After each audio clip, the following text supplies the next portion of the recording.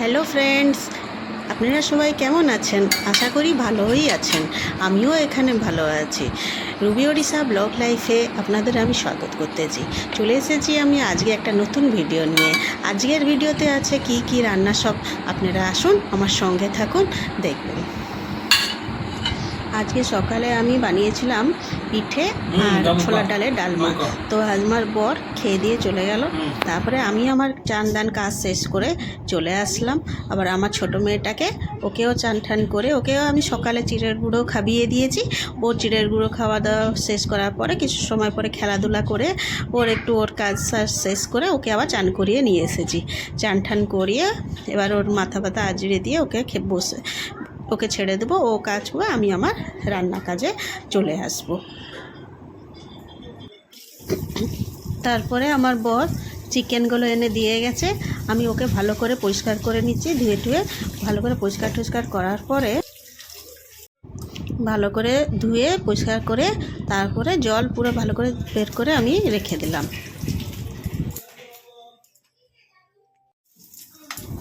আমি ছোট মেয়েটার জন্য চিকেন স্টিউ বানাবো আর আমাদের জন্য চিকেন কষা করব আজকে।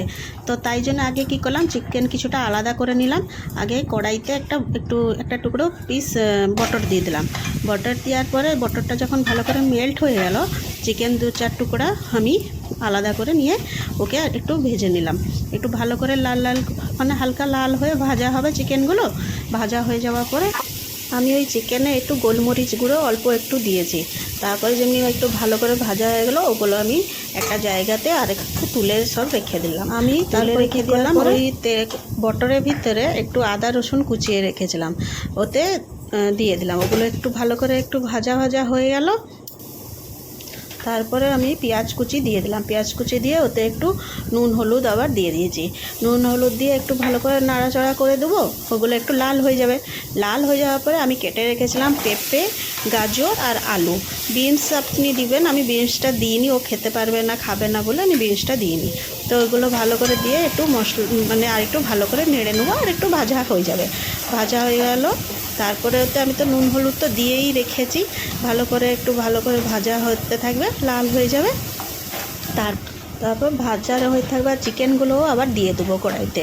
ওগুলো আরেকটু কিছু সময় 5 মিনিট মতন আমি আরেকটু নেড়ে নেবো। আরেকটু নাড়ার পরে ওগুলো কাঁচা লঙ্কা একটা দিয়েছি। ও বেশি ঝাল ঠাল আমি দিইনি, এতে একটাই কাঁচা লঙ্কা দিয়েছি। ও একটু ঝাল খাওয়াও দরকার ছিল, তো তাই দিলাম। একটু ভালো করে ভেজে নেওয়ার পরে তারপর আমি ওতে একটু জল দিয়ে দেবো। একটু উষ্ণ গরম জল দিয়েছি। উষ্ণ গরম জলটা দিয়েছি। তারপরে এই ঝোলটা ভালো করে ফুটে যাবে। গ্যাস সিম করে দেবো। সিম করে দিয়ে ফুটে গেলে আমি একটু কর্নফ্লাওয়ার গুলিয়ে রেখেছি, সেটাও পরে আমি ওকে লাস্টে ঢেলে দেবো।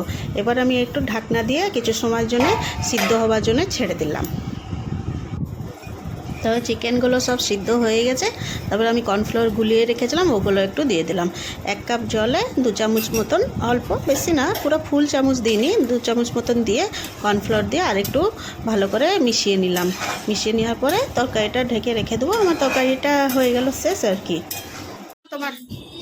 তারপরে রুমে এসে একটু দেখলাম ছোটো মেয়েটা কী করছে। ও বললো আমাকে খিদে পেয়েছে মামা। তো আমি ওকে একটু কিছুটা আপেল কেটে এনে দিয়েছি। তা বিশেষ পুরো আপেল খায়নি, 1-2টো খেয়েছে আর খেলো না। তো ওকে খেতে দিয়ে আমি আবার চিকেন কষা বানাতে যাব, আমাদের জন্য রান্না হবে আর কি। তারপরে রান্নাঘরে চলে আসে আমি ব্লেন্ডারে কী করেছি, টমেটো, আদা, রসুন, কাঁচা লঙ্কা আর পেঁয়াজ কুচিগুলো দিয়ে দেবো। এগুলো সব আগের থেকে আমি কেটে রেডি করে রেখেছিলাম। পেঁয়াজ কুচিগুলো দিয়ে দিচ্ছি যেমন কি।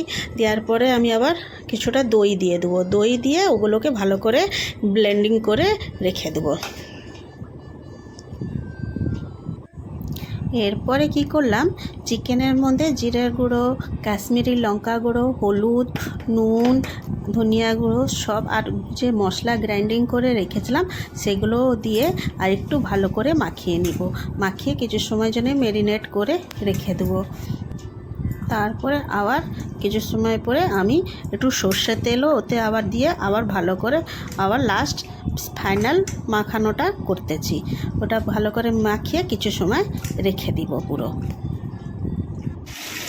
এবার কড়াইতে আমি একটু সর্ষের তেল দিয়ে ওতে ডুমো ডুমো করে আমি আলুগুলো কেটে রেখেছিলাম, সেইগুলোকে তেলের মধ্যে দিয়ে দিলাম।